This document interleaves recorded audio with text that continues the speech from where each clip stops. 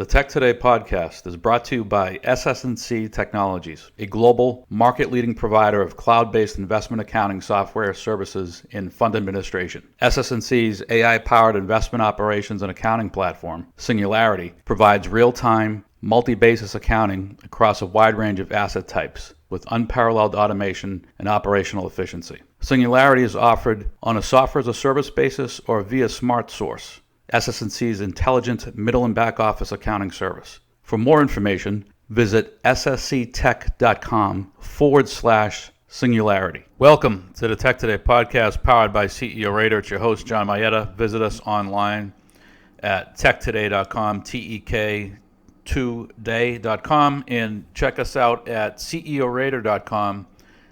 Anonymously rate your company, rate your CEO. So we just published an article entitled Pulling Earnings Forward. I'm certainly not the first person to have this thought. But it's a reality. And it's not priced into the market.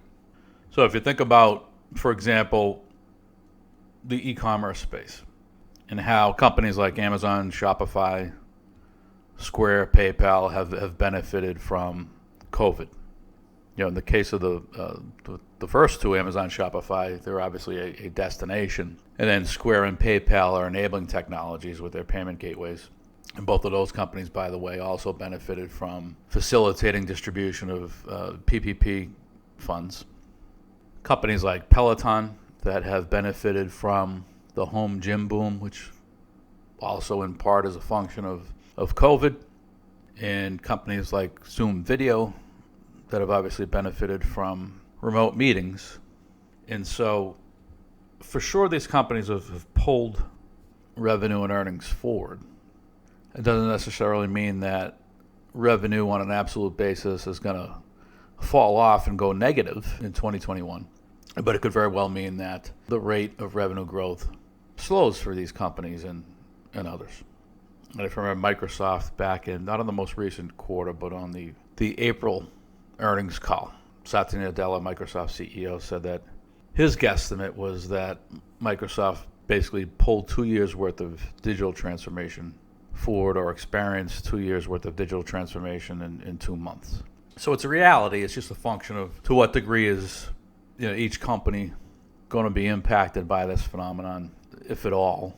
Not something you can make a macro call on per se, but definitely something that does not feel as though it is priced into the market or priced into the companies I just mentioned as an example. Sort of like people aren't really thinking about, it seems to me, tax increase, corporate tax increase, which I believe is coming whether Biden or Trump wins. If Biden wins, I think it's going to be a more significant corporate tax increase in 2021 or 2022, but either way, it's coming. And so what does this mean in terms of the earnings pull forward? Maybe it means some of these faster growing companies, high multiple companies that have benefited in part from largely a COVID-related pull forward in earnings. Perhaps those companies don't see the price appreciation next year because you're not going to have a similar level of revenue growth nor earnings growth.